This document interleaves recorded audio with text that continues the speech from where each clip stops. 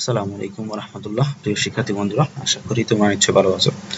আমরা আমাদের English explore CC বই থেকে তোমাদের জন্য আরো একটি ক্লাস নিয়ে হাজির হলাম। আমাদের আজকের লেসন হবে তোমাদের ন্যারেশনের এক্সারসাইজ। আমরা একটা প্যাসেজ এক্সারসাইজ করে দেখব। তো চলো আমরা শুরু করি। 1 নাম্বার প্যাসেজটা একটু দেখি আমরা। প্রথমে প্যাসেজটা দেয়া আছে, অর্থাৎ এটা ডিরেক্ট আছে, এখন আমরা এটাকে ইনডিরেক্ট করব। এখানে প্রশ্নের পরে উত্তরটাও দেয়া আছে সাথে। তো আমরা একটু দেখি প্যাসেজটা কি।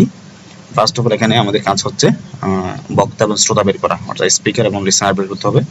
তারপর দেখতে হবে সেন্টেন্সটা কোন সেন্টেন্স আসে, তারপরে কোন টেন্সে আছে, সেই অনুযায়ী আমাদেরকে এখানে পরিবর্তন করতে হবে। তাহলে ফার্স্ট অফ অল আমরা একটু দেখি এখানে লিসেনারকে এবং স্পিকারকে। হোয়ার আর ইউ গোয়িং? সেটা মার্চেন্ট, এটা বলছে যে মার্চেন্ট, তাহলে মার্চেন্ট এখানে স্পিকার হিসেবে আছে। I was coming to see you. What do you want? To earn my bread by the labor of my hands. Do you really want work? Said the merchant. Yes, if you have any. Then follow me and carry a box from a shop to my house. I don't see how I can do that. Said the youth. তাহলে এখানে youth এবং মার্চেন্টের মধ্যে কথা হচ্ছে। এখানে merchant হচ্ছে speaker আর youth listener. First of all এখানে কথাটা কার? মার্চেন্টের। তাইলে এখানে কথাটা কি বলছে? হোয়ার আর ইউ গোয়িং, অর্থাৎ এটা ইন্টারোগেটিভ সেন্টেন্স। তাহলে ইন্টারোগেটিভ সেন্টেন্সের ক্ষেত্রে আমরা জানি যে আস্ক ইউজ করতে হয়। যেমন এখানে দ্য মার্চেন্ট সেইড, তাহলে এই সেইডের জায়গায় কি হবে? আস্কড হবে। The merchant asked the youth, তাহলে কি এখানে লিসেনারকে? ইউথ। তাহলে এই ইউথকে দিতে হবে the merchant asked the youth, অর্থাৎ কার কাছ থেকে জিজ্ঞেস করছে বা কাকে বলছে কথাটা? ইউথকে। সেজন্য অবজেক্ট হিসেবে এখানে ইউথকে বসাতে হবে। এরপর এখানে দেখি আমরা ইনভার্টেড কমার জায়গায় যদি ডাব্লিউএস ওয়ার্ড দিয়ে শুরু হয় সেক্ষেত্রে ওয়ার্ডটা বসে যায়। যদি এম ইজ আর, ওয়াজ আর কিংবা অক্সিলারি ভার্ব দিয়ে সেন্টেন্সটা শুরু হয় সেক্ষেত্রে ওই ওয়ার্ড এর পরিবর্তে ইফ বসে বা ওয়েদার বসে, সাধারণত ইফই বসাই আমরা। এখন দেখতে পাচ্ছি এখানে ডাব্লিউএস ওয়ার্ড আছে, অর্থাৎ হোয়ার, এটা একটা ডাব্লিউএস ওয়ার্ড যেটা দিয়ে কোয়েশ্চেন করা হয়। তো সেক্ষেত্রে হোয়ারই বসে যাবে। তাহলে এখানে হবে কি? The merchant asked the youth where, এর উপরে বসবে আমাদের সাবজেক্ট। তাহলে এখানে সাবজেক্টকে দেখতে হবে।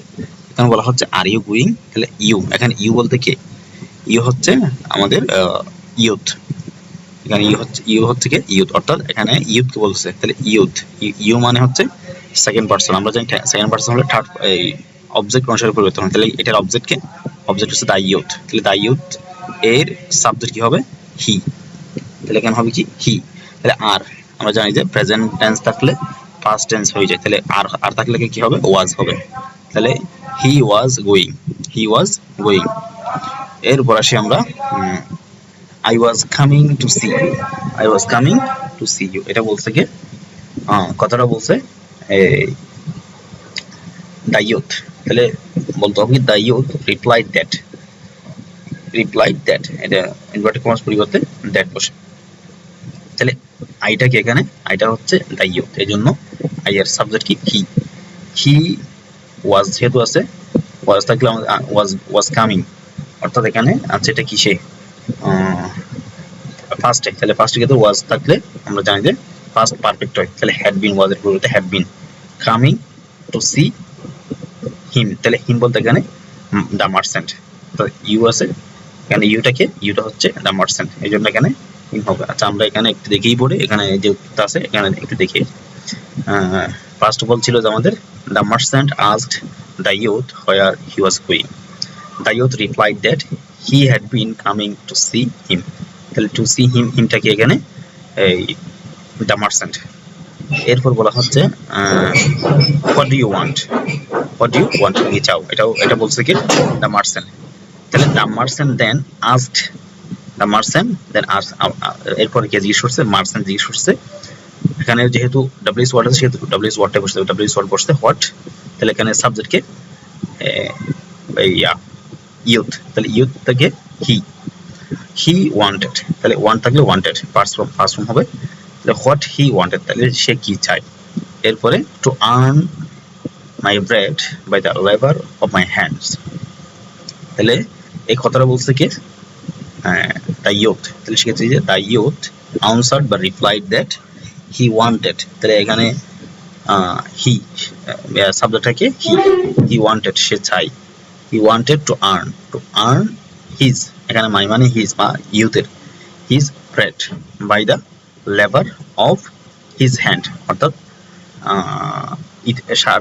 নিজের হাতে, সেক্ষেত্রে সেকে দ্য ইউথের এখানে অবজেক্ট হিসেবে কি বসবে হিজ, তাহলে মাইয়ের অবজেক্ট এখানে মায়ের জন্য এখানে তার সাবজেক্ট ছিল হি এর অবজেক্ট হিসেবে বসবে এখানে আমাদের হিজ হ্যান্ডস।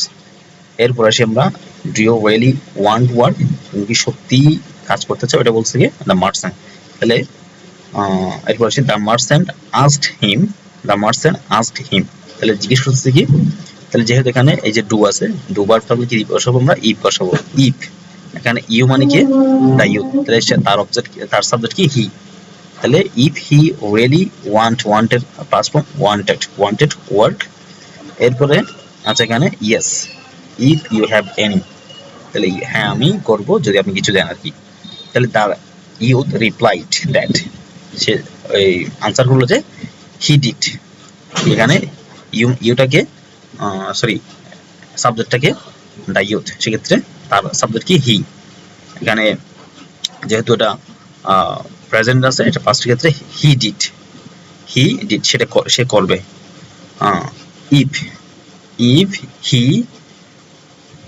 হ্যাড এনি, সেক্ষেত্রে হ্যাভ আছে, হ্যাভ থাকলে হ্যাড দিতে হবে, অর্থাৎ এখানে হি বলতে the merchant, if he had any, সে যদি কিছু দেয়, then follow me and carry a box from a shop to my house, তাহলে এটা কার কথা, মার্চেন্টের কথা, তাহলে দ্য মার্চেন্ট টোল্ড হিম, তাকে বললো যে টু ফলো অর্থাৎ এটা একটা ইম্পারেটিভ সেন্টেন্স, এই জন্য এখানে টু বসবে টু ফলো হিম, তাকে মি মানে এখানে কি দ্য মার্চেন্ট, তাহলে মার্চেন্ট হিম, সেক্ষেত্রে এখানে যেহেতু সে সাবজেক্ট, তাহলে তার সেখানে যেহেতু অবজেক্ট থেকে বসছে হি এর অবজেক্ট কি him and carry a box from a shop to my house বলে কার হাউস, এখানে মার্চেন্টের হাউস, তাহলে সেক্ষেত্রে কি হবে হিজ হাউস, অর্থাৎ এখানে পজিটিভের জায়গায় বসবে হিজ হাউস।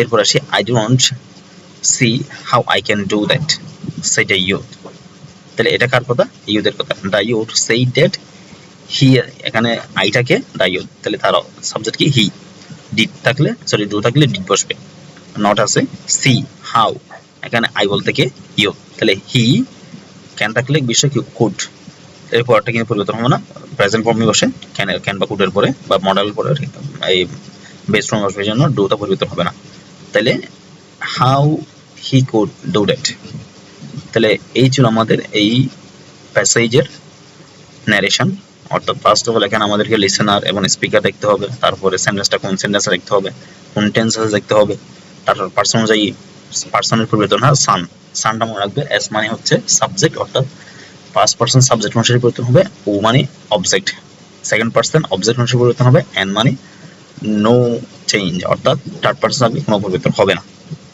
তাহলে এখানে ব্যাখ্যা দিয়েছি, প্রথম বাক্য যেমন where are you going said merchant, এখানে বাক্যটি ইন্টারোগেটিভ এবং ডাব্লিউএস কোয়েশ্চন দিয়ে শুরু, নিয়ম অনুযায়ী রিপোর্টিং ভার্ব হিসেবে আজকে বসেছে, যেহেতু এটি হোয়ার দিয়ে শুরু তাই কোনো কনজাংশন বসেনি, হোয়ার সরাসরি বসেছে, প্রেজেন্ট কন্টিনিউয়াস টেন্স পরিবর্তন হয়ে পাস্ট কন্টিনিউয়াস ওয়াজ গোয়িং হয়েছে।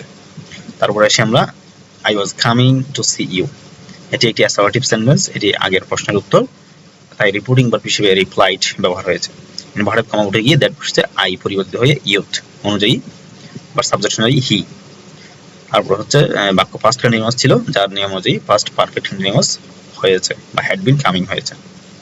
তারপর আসি আমরা তৃতীয় বাক্যে হোয়াট ডু ইউ ওয়ান্ট, এটা মার্চেন্টের, এটি আবার মার্চেন্টের প্রশ্ন, তাই আস্কড ব্যবহৃত হয়েছে, প্রেজেন্ট ইনডিফিনিট টেন্স ডু পরিবর্তিত হয়ে পাস্ট ইনডিফিনিট ওয়ান্টেড হয়েছে।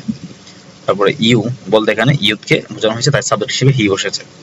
তারপর হচ্ছে চতুর্থ বাক্যে to earn my bread by the labour of my hands, এটা কতটা কার, ইউদের, এটি একটি অসম্পূর্ণ বাক্য, ইনডিরেক্ট হওয়ার সময় একে পূর্ণ বাক্যে রূপান্তর করতে হয়, তাহলে এখানে এটা কিন্তু পূর্ণ বাক্য না, এখানে সাবজেক্ট নাই, টু আর্ন মানে এখানে শুরু হচ্ছে এখান থেকে, অর্থাৎ আই ওয়ান্ট টু আর্ন, অর্থাৎ টু আর্ন মানে এখানে আই ওয়ান্ট, সে আই করতে চাই বা আমি আই করতে চাই, সেক্ষেত্রে আই ওয়ান্ট টু আর্ন, তাই ব্যাখ্যায় বলা হয়েছে কি the youth answer that he wanted to earn. তাহলে হি ওয়ান্ট আমরা এটা এক্সট্রা নিয়েছি বাক্যটা সম্পূর্ণ করার জন্য, এখানে মাই পরিবর্তিত হয়ে ইউথ অনুযায়ী হিজ হয়েছে। এরপর আসি পঞ্চম বাক্যে, do you really want work. এটা দ্য মার্চেন্ট বলছে, এটি একটি ইয়েস নো প্রশ্ন বা অক্সিলারি ভার্ব দিয়ে শুরু হয়েছে, তাই এখানে কনজাংশন ইফ বসেছে। ইউ পরিবর্তিত হয়ে হি, প্রেজেন্ট ইনফিনিট পরিবর্তিত হয়ে পাস্ট ইনফিনিট ওয়ান্টেড হয়েছে। তারপর হচ্ছে yes if you have any. তাহলে এটা বলছে কি ইউথ, এখানে ইয়েস থাকে কারণ রিপ্লাইড দ্যাট হি ডিড, অর্থাৎ হি ওয়ান্টেড ওয়ার্ক লেখা হয়েছে পরিবর্তন করে। পরের অংশ ইফ ইউ হ্যাভ এনি, একটি শর্ত, এখানে ইউ বলতে মার্চেন্টকে বোঝানো হয়েছে, তাই হি বসেছে এবং প্রেজেন্ট ইনডিফিনিট হ্যাভ পরিবর্তিত হয়ে পাস্ট ইনডিফিনিট হ্যাড হয়েছে। তারপরে বাক্যে then follow me and carry a box from a shop to my house, এটা বলছে মার্চেন্ট। তাহলে এটি একটি ইম্পারেটিভ সেন্টেন্স আদেশ বা অনুরোধের ক্ষেত্রে, তাই রিপোর্টিং ভার্ব হিসেবে টোল্ড বসেছে এবং ভার্বের মূল ভার্বের আগে টু যুক্ত হয়েছে, অর্থাৎ to follow dash carry me পরিবর্তিত হয়ে মার্চেন্ট অনুযায়ী হিম, অর্থাৎ মি এর অবজেক্ট হচ্ছে হিম এবং মায়ের পরিবর্তিত হয়ে ইজ হয়েছে। তারপর অষ্টম বাক্যে আসি, I do not C how I can do that, সেটা ইউথ বলছে। এটি একটি শেষ অ্যাসার্টিভ সেন্টেন্স, এটি এখানে ডু নট সি পরিবর্তিত হয়ে ডি নট সি হয়েছে, অর্থাৎ প্রেজেন্ট থাকলে পাস্ট হয়েছে। বাক্যের ভেতরে ক্যান পরিবর্তিত হয়ে কুডে রূপান্তরিত হয়েছে। তাহলে এই ছিল আমাদের পুরো প্যাসেজের পরিবর্তন ইনডিরেক্ট এবং এটার ব্যাখ্যা। তো এবার যদি তোমরা বাকিগুলোও চাও তোমরা কমেন্টে জানাতে পারো, ইনশাআল্লাহ আমরা নেক্সট ক্লাসগুলো নিব। ধন্যবাদ সবাইকে।